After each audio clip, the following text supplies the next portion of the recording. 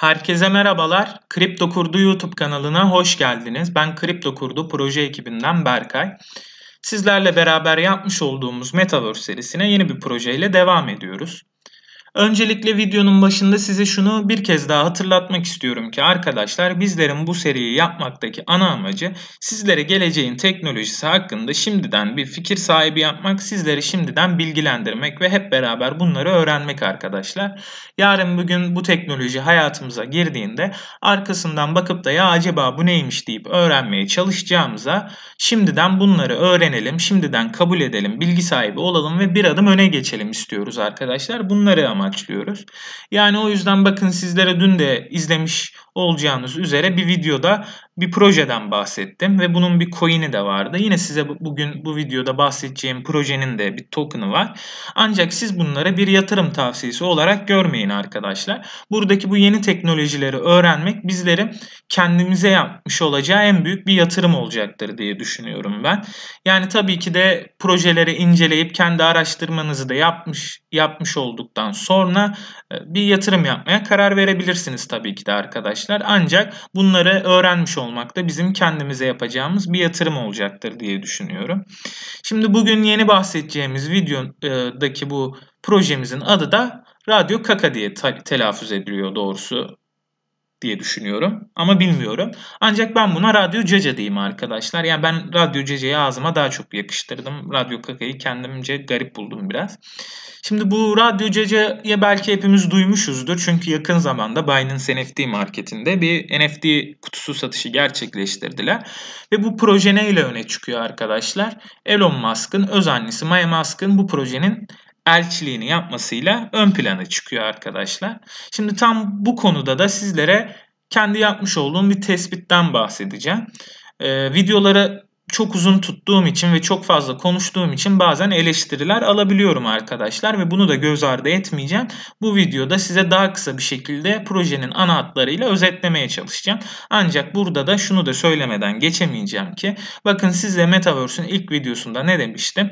Facebook'un kurucusu Mark Zuckerberg'in bu konu hakkında çok ciddi çalışmalarının, çok ciddi yatırımlarının olduğundan bahsetmiştim arkadaşlar. Yine dün tanıttığım projede de ne demişti? Bu projenin yöneticisi Rusya'nın en zengin 3. kişisi, dünyanın en zenginleri listesinde yer alan Amerika'da bir NBA takımının sahipliğini yapan bir NBA takımına sahip ve zamanında 2011 yılında Rusya Devlet Başkanlığına Vladimir Putin'in karşısında aday olmuş bir insan olduğundan bahsetmiştim. Bugün yine tanıtacağım projede ne diyorum? Bakın projenin elçiliğini Elon Musk'ın öz annesi Maya Musk yapıyor ve ayrıyetten Binance'ın CEO'su CZ tarafından da bu projeye destek veriliyor ve ortak yürütülüyor bu çalışma arkadaşlar. Ve tüm bunları göz önünde bulundurduğumuzda yani gerçekten ben gördüm ki dünyada önemli insanlar, ekonomik güce sahip ve vizyona sahip insanlar bu konuya oldukça değer veriyorlar arkadaşlar. Sanırım bunlar gelecek zamanda bu pazarın lideri olmaya çalışıyorlar veya en azından bu pazarda söz sahibi olmak istiyorlar arkadaşlar. Yani ben bunu gözlemliyorum. Çünkü bunlar önemli insanlar ve bu konu gerçekten sırf bu insanlar acaba burada ne buluyorlar, bizlere ne vaat ediyorlar, ne gibi çalışmalar yapıyorlar diye bile araştırılabilecek bir konu.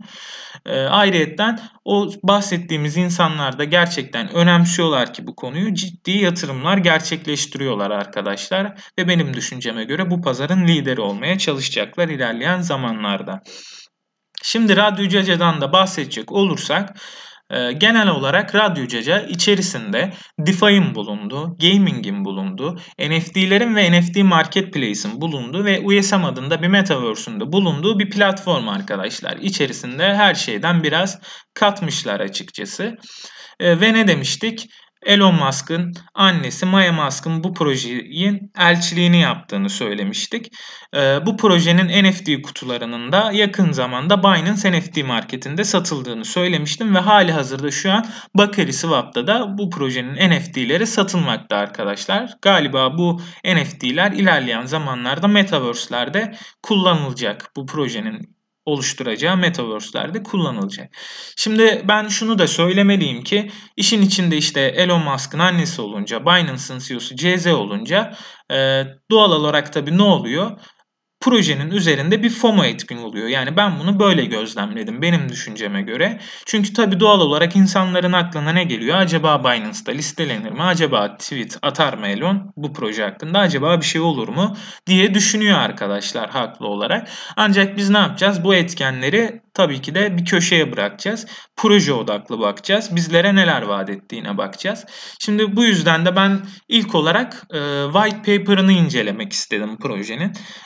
Cidden okuyup anlamaya çalışmak istedim. Acaba bize ne yapacaklarını iddia ediyorlar diye, ancak indirebileceğim hazırlanmış bir white paper dosyası bulamadım arkadaşlar. Sitesinde white paper kısmını tıkladığımızda işte birkaç ön bilgiden bahsediyor, ancak ana white paper'ı koymamışlar.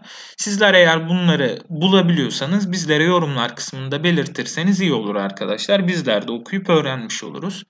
Şimdi burada yine de white paper kısmına girdiğimizde bakın bizi ilk olarak tokenomic dediğimiz bu token'ın dağılım grafiği çıkıyor.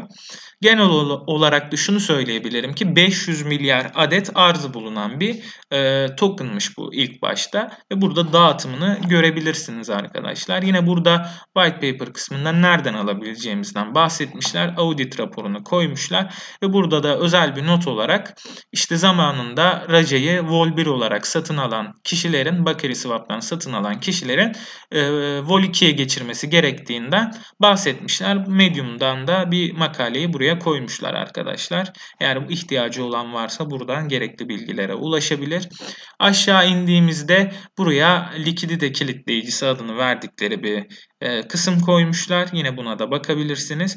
Ve bir aşağısında da yol haritalarını koymuşlar arkadaşlar. Yol haritalarından bir kısmı gerçekleşmiş durumda ve çok uzun bir yol haritalarına sahipler. Bakın burada aşağıda baktığımızda 2035 yılına kadar ulaşan bir yol haritasına sahipler. Burada 2022-2025 yılları arasının açıkçası hareketli geçeceğini ve gelişmelerin tap noktasına ulaşacağı kısım olarak anladım ben. Ve önümüzdeki yıl 2022'nin Mart ayında bu Metaverse, USM Metaverse'ünün beta versiyonunun yani ilk versiyonun testlerine başlanıp hayata geçeceğini, canlı hale geleceğini falan söylemişler arkadaşlar. Yine ayrıyetten Metamon adı verdikleri bir oyun var. Bu oyunun da hayata geçeceğini söylüyorlar.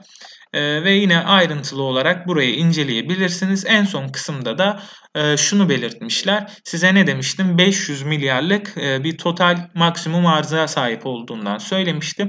Bunun 50 milyar adedini yaktıklarından bahsetmişler arkadaşlar. Onunla ilgili kayıtları buraya koymuşlar. Bunu da merak eden inceleyebilir. Zaten CoinMarketCap kısmından biraz sonra yine inceleyeceğiz arkadaşlar. Şimdi yine bakın burada ben projeler kısmına tıkladım. Projeler kısmında da bizi yine Elon Musk'ın annesi Maya Musk karşıladı. Ki bu görsel zaten Binance NFT marketinde satılan kutuların da ana görseliydi. Oradan da hatırlarsınız. Ve What is USM, işte USM'in ne olduğu hakkında da şunu söylemişler. İşte Roblox ve Tencent Games'in en iyi mühendislerini bu projeyi yürütmek için aramıza aldık ve sizlere işte Final Fantasy'den esinlendiğimiz bir metaverse inşa ediyoruz. 3 boyutlu metaverse inşa ediyoruz ve 2 yılı aşkın da bunu geliştirmek için çabalıyoruz demiş arkadaşlar. Ve ben sizlere genel olarak öğrendiğim kadarıyla söyleyeyim ki artık şaşırmayacağımız üzere bu Metaverse nerede gerçekleşecek? Mars'ta gerçekleşecek arkadaşlar. Yani bir Mars'ı modelleyecekler sanırım ve bu Mars'ta işte oyunlaştırılmış bir DeFi projesi oluşturup bizlere bir hizmet sağlayacaklar galiba. Benim anladığım bu arkadaşlar.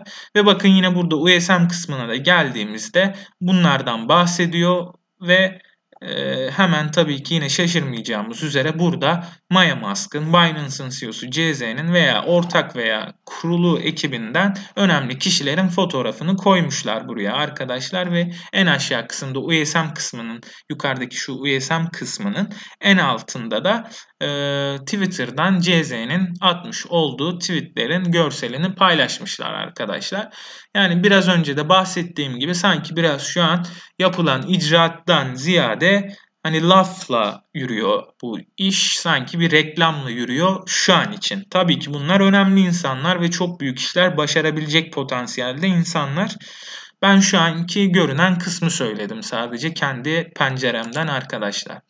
Daha sonra bakın yine yukarıda MetaMoon kısmına tıkladığımızda sizlere ne demiştim? Gaming alanında da bir bölümleri var demiştim. MetaMoon adını verdikleri bu canavarların olacağı bir oyun yapacaklarını söylüyorlar arkadaşlar. Ve yine ben öğrendiğim kadarıyla sizlere özetleyeyim ki bu projenin bir coin'i var. Raja token. Bu token Axie Infinity'deki Axie Coin'inin rolünü üstlenecek buradaki oyunda. Raja token demişler arkadaşlar.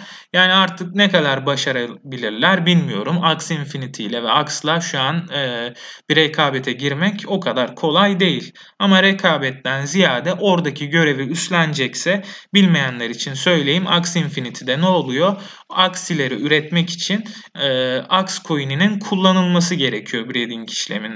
Burada da yine aynı şekilde belki de Raja Coin kullanılarak bu canavarların üretilmesi sağlanacak ve bu canavarlarla play to earn'e dayalı, oyna kazana dayalı bir oyun geliştirdiklerini söylüyorlar arkadaşlar. Yine bunların da NFT'lerinin birkaç tanesinin satışı gerçekleşmiş. NFT marketplace'lerinde satılıyor. Yani araştırmak ve bu oyuna dahil olmak isterseniz de kendi araştırmalarınızı yapıp karar verebilirsiniz arkadaşlar. Burada yine oyun hakkında olabildiğince az bilgi vermişler desem yeridir. Ben açıkçası çok fazla bilgi bulamadım sitesinde veya farklı yerlerde ayrıntılı olarak. Yine USM kısmını burada bahsetmiştim sizlere. Burada ayrıyetten Metaverse'de kullanılacağı NFT'lerin hali hazırda Binance NFT marketinde ve Bakari Swap NFT marketinde satıldığını söyleyeyim sizlere. Orada Metaverse'de kullanılacak NFT'ler de satılıyor arkadaşlar. Ve son olarak gelelim bu coin'in bilgilerine, token'ın bilgilerine bakalım. Düzelteyim.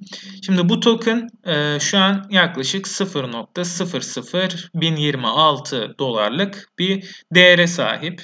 Bilgilerine baktığımızda size ne demiştim? 500 milyarlık yaklaşık bir top maksimum arzı vardı. 50 milyarını yaktıklarını söylemişlerdi. İşte bu kadarlık şu an kalan bir arzı var arkadaşlar.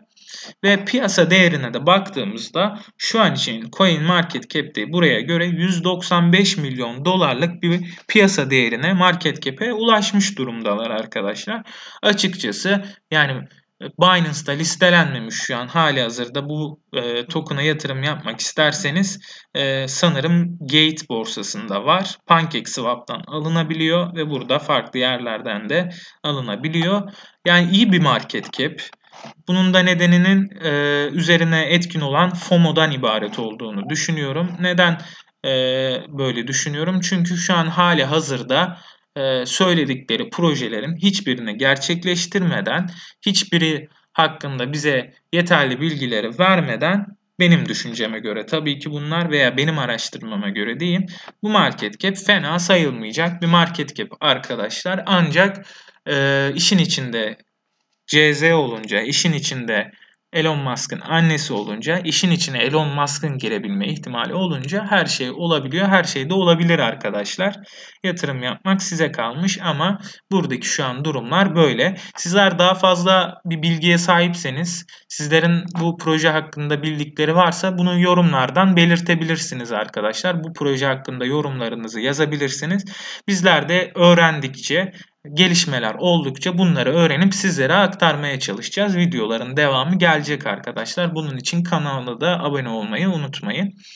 Beni dinlediğiniz için teşekkür ederim arkadaşlar. Kendinize iyi bakın. Hoşça kalın.